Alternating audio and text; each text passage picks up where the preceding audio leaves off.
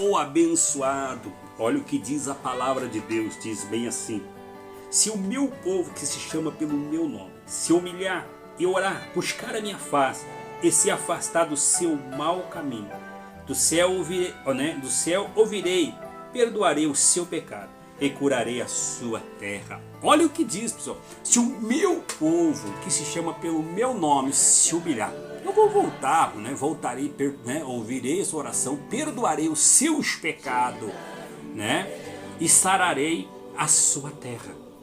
Pessoal, esta é a oração da velha aliança. Deus está falando para o povo da velha aliança. Hoje nós somos gente da nova aliança. Cristo se humilhou.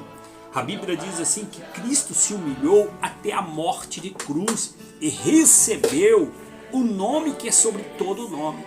Então, Cristo se humilhou para que através da sua humilhação ele recebesse o nome e nos desse o nome para nós chegar até a Deus.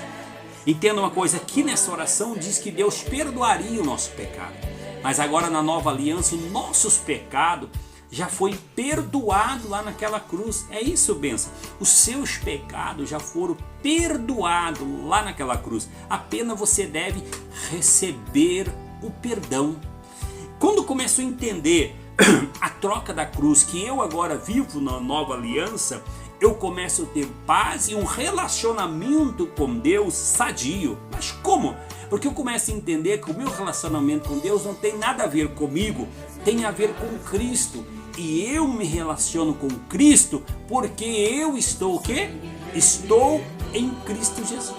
Olha que bênção. Amado, e quando eu começo a entender que eu estou em Cristo Jesus e tudo que eu recebo em Cristo, a minha vida muda. Por que muda? Aqui o povo, você sabia que ninguém conseguiu se humilhar suficientemente. Ninguém conseguiu obedecer completa a lei. Porque a lei são 613 mandamentos. Se você obedecer os 10 mandamentos, ainda faltou 603 mandamentos. Em Tiago 1:9 diz: se você quebrar um mandamento, você quebrou todos. Você é culpado de todos os mandamentos. Vamos dizer, se você não guardou o sábado, você já é culpado dos 613 mandamentos. Então, pela lei, ninguém seria salvo. E Deus deu a lei para mostrar que o homem é falho. Deus deu a lei para o homem ver que ele é falho. A lei é como um espelho, mostrava a falha. Porque a lei, o papel da lei era condenar. Assim, a lei condenando, o povo gritava para um Salvador. O povo viria para um Salvador. Eu sei que, pastor, mas então, se eu não tenho lei, como é que a gente vai ter uma vida santificada na presença de Deus? Presta bem atenção. Olha, José, ele era antes da lei, mais de 400 antes da lei. E ele não foi lá e não se deitou com a esposa de Potifar. Então as pessoas não precisam da lei. Entendeu? Mas eles precisam entender que agora não tem uma lei do Espírito. Eu sou guiado pelo Espírito de Deus. A Bíblia diz que todos aqueles que são guiados pelo Espírito de Deus são filhos de Deus. Todos aqueles que são guiados pela lei é servo. Entendeu? Na sua casa você tem o teu filho e tem o teu servo. O teu servo, você tem lei. Não mexe na geladeira, não entra no quarto, não faz isso. Mas teu filho não precisa de lei. Então o que Deus fez? O povo tinha a natureza do pecado e eles não sabiam. E eles se orgulharam. Porque o pecado toda a vida teve no mundo, assim Paulo diz. Mas quando veio a lei, o pecado superabundou. Abundou o pecado. Mas vindo a graça, superabundou a graça. Entenda? Vamos aqui voltando. Aonde abundou o pecado, superabundou a graça. O pecado toda a vida teve. Mas a lei trouxe o pecado à tona. Porque a Bíblia diz que a lei é a força do pecado. A lei é o fermento que vai fermentar. Pode ser dizer para uma pessoa: olha, não mexa ali. Qual é a tentação dele? É mexer, porque a lei é isso. A lei diz: não fará isso, não fará. A lei sempre vai apontar para você. A graça sempre aponta para o que Cristo fez. Então a lei sempre aponta o que você tem que fazer. A graça sempre aponta para aquilo que Cristo fez. Então agora você é filho. Então agora você tem um Espírito de Deus dentro de você. Você tem Zoe dentro de você. Você tem a vida de Deus. Agora você é guiado. Você produz fruto do Espírito. Simples. Você produz o quê? Fruto do Espírito. Porque você é guiado pelo Espírito. Todos aqueles que são guiados pela lei são servos de Deus. Então essa oração não é para mim, para você hoje. Hoje Deus não está te ouvindo porque você cumpriu, ou você se humilhou o suficiente, ou você jogou cinza na cabeça, ou você subiu um monte de joelho, ou porque você foi lá, Deus não te atendeu isso. Jesus disse até agora, nada pedisse em meu nome. Peça agora em meu nome para que você receba e o meu Pai seja glorificado em meu nome. Então tudo que Deus dá para você, Deus não está dando para você vingar, para aquele que te humilhou para ver. Não, tudo que Deus dá para que o nome dele apareça, para que ele seja o centro da sua vida. Meu querido, quando você começa a entender a graça, quando você começa a entender a nova aliança, acaba a briga com você mesmo. Você vive a tua vida inteira brigando com a tua carne, brigando com você vê, tenta todo o tempo se tornar ser bom. E você não vai produzir fruto olhando para você. Você produz fruto quando você olha para Cristo. A Bíblia diz bem assim, que nós somos transformados em glória quando nós contemplamos Cristo. Entenderam? Quando você olha para Cristo, aí você sendo transformado à imagem de Cristo. Como, pastor? Nós vamos sendo transformados quando contemplamos Cristo. Nós vamos se tornando semelhante a Cristo em palavra, pensamento e ações. Lembra que Jesus disse para Nicodemo, assim como Moisés levantou a serpente no deserto, importa que o Filho do Homem seja levantado. As pessoas estavam no deserto, a serpente vinha e mordia eles morriam. E eles pediram a Moisés orar a Deus para tirar a serpente.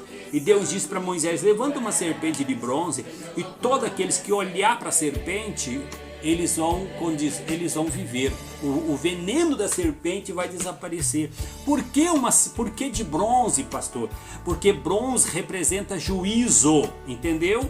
Cristo recebeu o nosso juízo na cruz. Quando você olha para Cristo, todo o veneno do pecado que estava sobre você, que levava você para o inferno, todo o veneno do pecado que levava você debaixo de toda a maldição, acabou. Assim, Jesus está dizendo, olha, Nicodemo, você não está entendendo, cara, homem, olha assim como Moisés levantou a serpente. Hoje tem muitos religiosos. O que é religioso? Aqueles que vivem tentando alcançar a Deus. O que é cristianismo? É Cristo me encontrando. Os religiosos não conseguem entender que só precisam olhar para Cristo. Eles entendem que eles têm que fazer algo para alcançar a Cristo, mas você apenas tem que olhar para Cristo.